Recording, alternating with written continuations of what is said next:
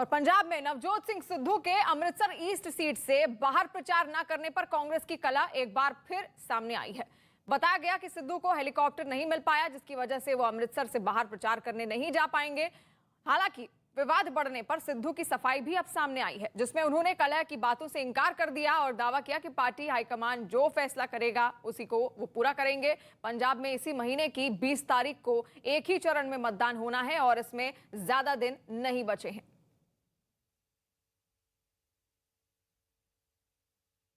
ਕਿਹੜਾ ਆਪਸੀ ਕਲੇਸ਼ ਭਾਈ ਅਸੀਂ ਠੋਕ ਕੇ ਕਿਹਾ ਕਿ ਲੋਕਾਂ ਨੂੰ ਕਲੈਰਿਟੀ ਦਿਓ।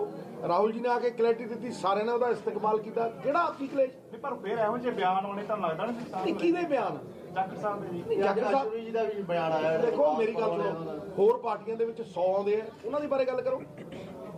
ਹੋਰ ਪਾਰਟੀਆਂ ਦੇ ਵਿੱਚ 100 ਬੰਦੇ ਆਹੀ ਗੱਲ ਕਰਦੇ ਆ, ਤੁਹਾਨੂੰ ਕਾਂਗਰਸ ਦੀ ਦੇਦੀ ਹੈ ਯਾਰ। ਇਹ ਕੀ ਗੱਲ ਹੋਈ? ਮਤਲਬ ਮੈਂ ਤੁਹਾਨੂੰ ਅੱਜ ਕਹਿ ਰਿਹਾ कि किसी को कोई दिक्कत परेशानी नहीं, जो हाईकमांड के फैसले असीं मन्ने और अगे बढ़े हैं और बड़े हंस के असीं चुनाव लड़ रहे हैं। वहीं नवजोत सिंह सिद्धू को सुपर सीएम बताने वाले कांग्रेस नेता रवनीत सिंह बिट्टू ने एक बार फिर उनका समर्थन किया और दावा किया कि सिद्धू पहले भी कई सीटों पर प्रचार कर चुके हैं और आगे भी करेंगे।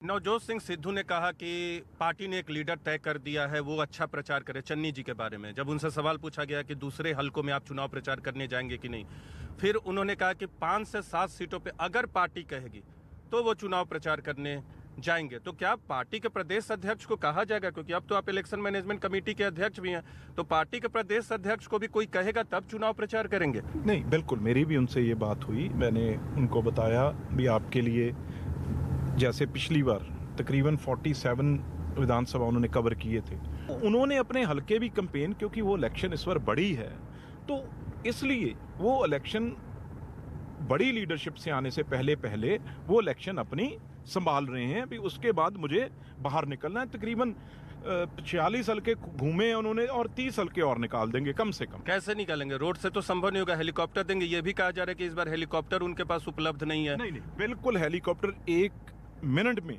जो उनका हुक्म होगा, उनका स्टाफ प्रोग्राम बना के देगा। तो मुझे ये हुक्म किया गया था, भी उनको बिल्कुल कन्वे करना है। और हेलीकॉप्टर सिद्धू जी लेके हेलीकॉप्टर क्या चीज है बताइए? ये तो आप ही लोग बताएंगे ना, हम लोग कैसे बताएंगे? नहीं, मैंने कहा हेलीकॉप्टर तो वो तो खुद करोड़ों रुपया दान करने वाला आदमी है अपने जेब से। हेलीकॉप्टर तो जिसको भी पार्टी अगर दे रही है, अगर चन्नी जी के पास है, वो पार्टी प्रेसिडेंट जो होता है जब इलेक्शन शुरू हो जाती है तो सुप्रीम पार्टी हेड है। अगर हेलीकॉप्टर चन्नी जी के पास है, वो भी सिद्धू जी का दिया हुआ है।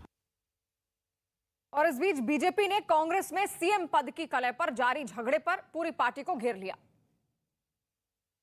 तो गोवा में कांग्रेस पार्टी चुनाव लड़ रही है हमारे विरुद्ध।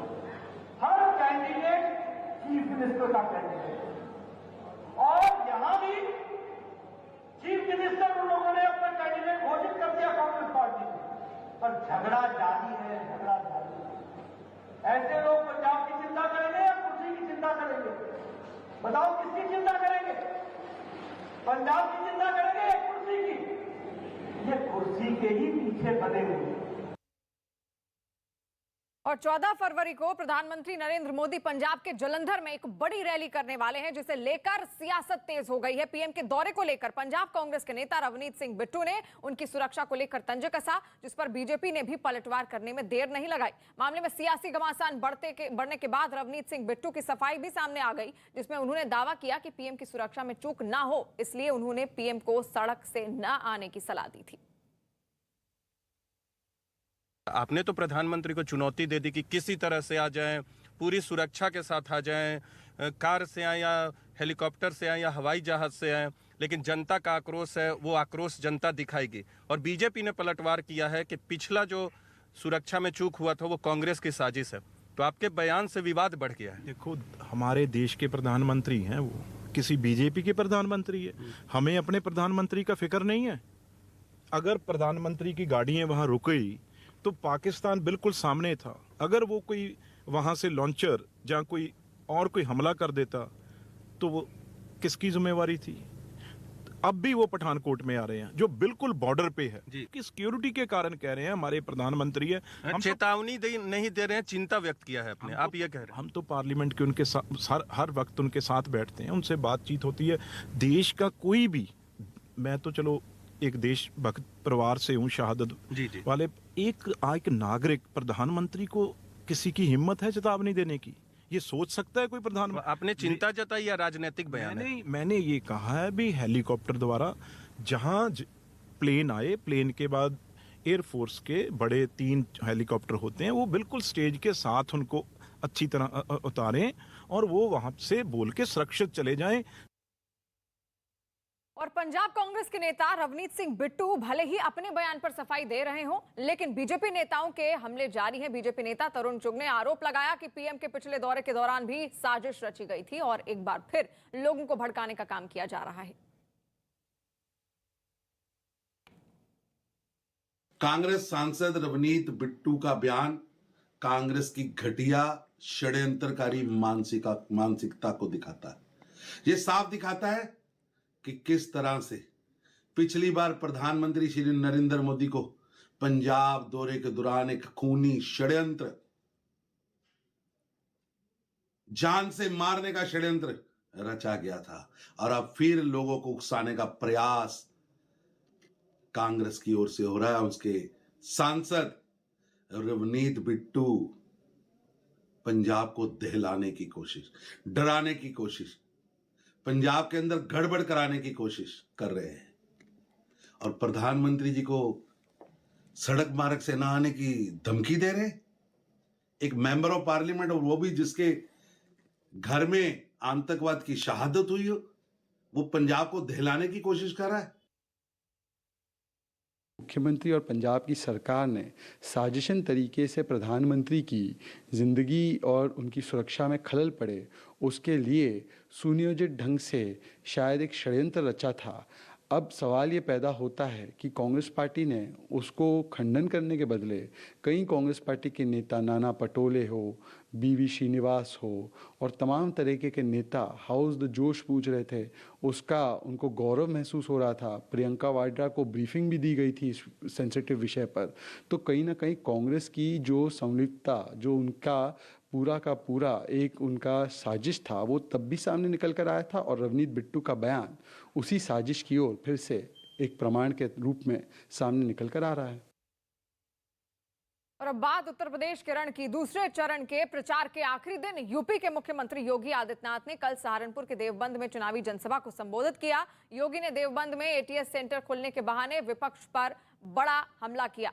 दूसरे चरण के चुनाव प्रचार में जुटे हुए हैं इस वक्त सीएम योगी आदित्यनाथ, और इसी दौरान मुख्यमंत्री योगी आदित्यनाथ ने कल वो सहारनपुर के देवबंद पहुंचे, जहां पर चुनावी जनसभा को संबोधित करते हुए योगी ने देवबंद में एटीएस सेंटर खोलने के बहाने विपक्ष पर बड़ा हमला बोला। तालिबान के नाम पे तो ज्यादा ही गर्मी आ रही थी, तो मैंने कहा हमने तो गर्मी शांत करने के लिए पहले एटीएस का सेंटर यहां दे दिया है। और दिल्ली के सीएम अरविंद केजरीवाल ने गोवा चुनाव पर बयान दिया है। उन्होंने कहा है कि अगर सरकार बनेगी तो गोवा में विकास करेंगे। साथ ही उन्होंने कहा कि गोवा में आप संगठन भी पहले से काफी मजबूत हुआ है। 2 चीजें हुई हैं। एक तो हमारा 7 साल दिल्ली में जो हमने काम किया, दिल्ली में तीसरा चुनाव अब जीते, तो गोवा में भी लोगों को लग रहा है यार इन्होंने बार बार दिल्ली की जनता इनको वोट दे रही है, तो कुछ तो है इनका। दूसरा हमारा काम, 3 चीजें, जब मैं गोवा के कोने कोने में जाता हूँ तो लोग 3 चीज़ों की बात करते हैं। एक तो ये कि सर आपने दिल्ली में बहुत अच्छा स्कूल कर दिए, यहाँ भी स्कूल ठीक करना। दिल्ली में आपने हॉस्पिटल बहुत अच्छे कर दिए, सबको फ्री इलाज देते हैं, यहाँ भी करना। दिल्ली में बिजली आपने 24 घंटे कर दी, फ्री कर दी, यहाँ भी करना। तो लोगों के अंदर, लोगों को दिल्ली के काम के बारे में अच्छे से पता चला है। दूसरा हमारा संगठन जो है, पिछली बार हम पहली बार गए थे, संगठन पिछले 5 साल में हमने किया है अच्छा। तीसरा, गोवा के लोगों के सुख दुख में हम काम आए हैं। जब कोरोना हुआ था पिछले साल, तो घर घर में जाके हम लोगों ने, आम आदमी पार्टी ने राशन बांटा था, दवाइयाँ बांटी थी, ऑक्सीमीटर लेके गए थे। लोगों को लगता है कि ये पार्टी के लोग, आम आदमी पार्टी हमारे काम आती है।